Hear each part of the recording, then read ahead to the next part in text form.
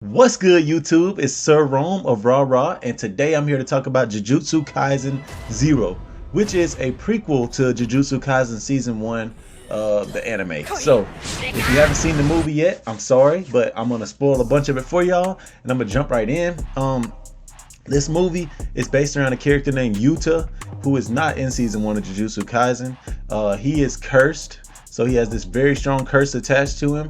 The curse is actually his childhood girlfriend who he claimed he would marry and be with forever. And she ends up getting hit by a car when she's young and dies. But before she goes to the afterlife, she becomes a curse and attaches herself to Yuta. So if anybody ever messes with Yuta or he feels threatened, the curse, which his name is Rika, will come out of him and protect him or defend him. So, he has a very strong curse attached to him. He ends up hurting a lot of people that he doesn't want to hurt. So Gojo steps in. If you've ever seen Jujutsu Kaisen, you know who Gojo is. Even if you haven't seen it, you probably know who Gojo is. And Gojo steps in, decides he'll take him under his wing, teach him how to control his curse. So he brings him to Jujutsu Kaisen High, or whatever it's called. It's something like that. And he's got 3 other classmates, which is Maki, Panda, and I can never remember the other guy's name. Inumaki. Inumaki's the one with the curse speech. Sorry, I always forget your name, bro. But yes, he has 3 classmates, and they help him to hone his curse.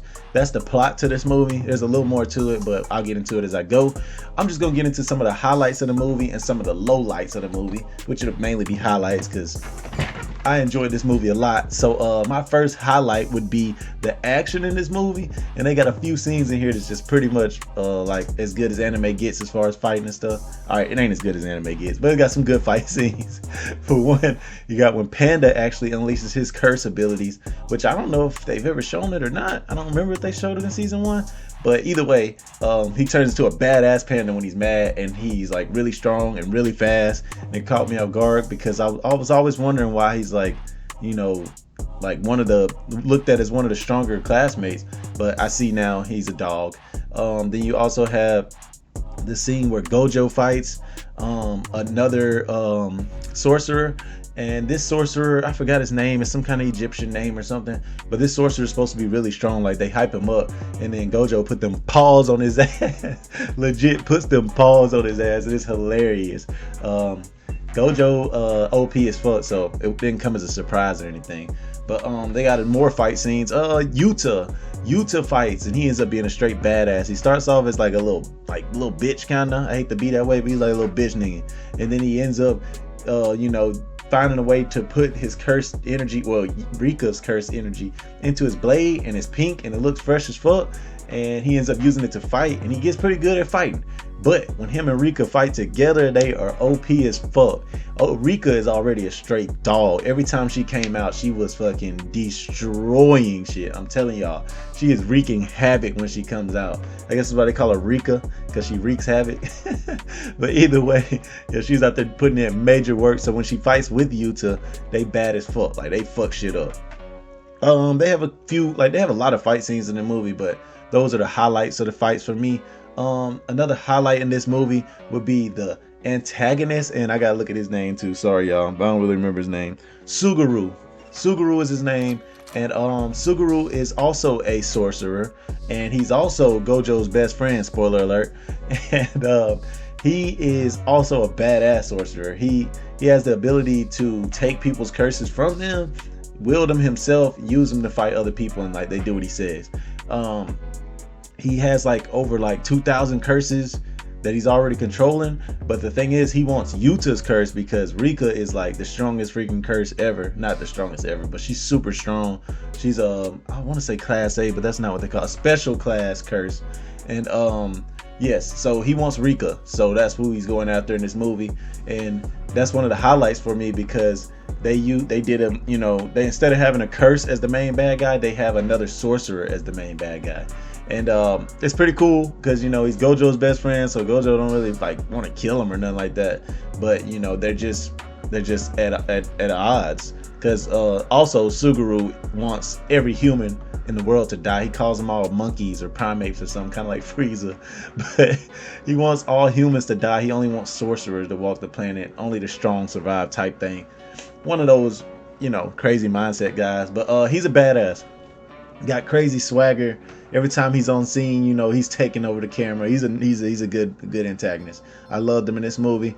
Some more highlights for me. I really enjoyed that they made this after season 1, which I didn't think I would like, because I'm like, why would they go and make a prequel for a movie? But it shows you a character that wasn't in season 1, but I'm pretty sure he's gonna show up in season 2 or 3. I'm not sure which one yet, but I looked it up and they said he is in Jujutsu Kaisen, and not only in Jujutsu Kaisen 0. So yes, we will see more of Yuta, and he is a badass. So when him and Yuji get together, I'm assuming it's gonna be like some fire shit. And I'd also like to mention that Yuji and him kind of have like the same thing going for him. Like the beginning of this movie kind of reminded me of like early on Jujutsu Kaisen, because they both are like cursed with a curse, you know what I'm saying? And you know, both of them have like a really strong curse attached to them.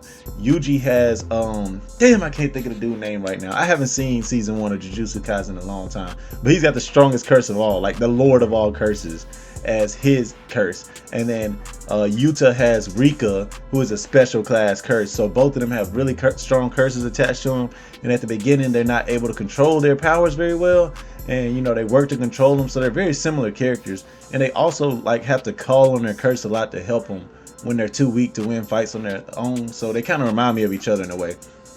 You know, it's like parallels between the two. So when they link up in season 2 or season 3, whenever it is that they link up, I feel like it's gonna be fresh as fuck, and I'm ready to see the shit. But that'll probably do it for my highlights of this movie. This movie badass. I'm telling you, y'all should check it out if y'all haven't seen it. For my lowlights in this movie, I don't really have a lot of dislikes, but one that kind of stood out to me was that Gojo was being very Gojo.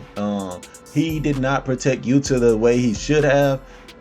He was in a big fight with a bunch of curses, and instead of him going himself to protect Yuta, he sent Panda and the guy with the speech curse to save Yuta. And it pissed me off, because I'm like, bro, you the most OP character ever. You One Punch Man of this universe. You should knock this dude out quickly and get over there and help him. But instead he let his disciples or whatever go do it, and it worked out, and he had a reason behind it. But it's like, no, bro, like, you know, Sugura is a motherfucker. Like, he's not one to play with, and you left him in the hand, you left Yuta in the hands of, you know, some class, like some young guys, some young kids, like they high schoolers, you know what I'm saying? They not like you were that nigga. And there's plenty of other people. Like, you could have sent Toto. Toto would have stepped in that bitch and tore shit apart. Which, yes, Toto is in this movie. In case y'all wanted to know, he is in the movie, and he does wreck shop for a little while. But he's only got like a quick cameo. He ain't no big character in the movie. Trying to think if I have any other dislikes for the movie. I don't think I do. The movie was really good. It's pretty long, so you can, not like some crazy length, but you know, it's long enough for you to enjoy it. It's not like really short or anything. You know, it's saying everybody gets their little highlights. Nobody's like left out in the dust or nothing like that. Like Maki, they tell her backstory, so you kind of like her more, because she's a straight bitch, you know, if we being honest. But you know, they tell her story, and you know, we come around to understand that she ain't too bad. So yeah, everybody gets their highlights. Good shit. Great movie. I just wanted to come in and let y'all know how I felt about it. I'd rank the movie, go ahead and do my rankings. I'd probably rank it like A plus, something like that. The highest it can go is S, and I can't give this movie an S because I've seen movies better. But I really enjoyed this movie, and I watched it in dub because it was like 1 in the morning when I was watching it. So I'm probably turn around and watch it again in sub, and maybe I can give it a higher ranking after that. But as for now, I give it like an A plus. Pretty nice movie, one of the better anime movies I've seen, but not the best.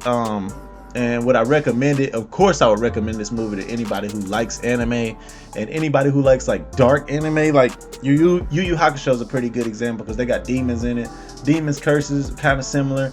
You see I got the Jujutsu Kaisen poster right here. Like, I love Jujutsu Kaisen. But if you like Demon Slayer is another good example of like a show kind of like this. If you like those, you probably like Jujutsu Kaisen, and you'd probably like this movie. Inuyasha, you know, just kind of like darker anime.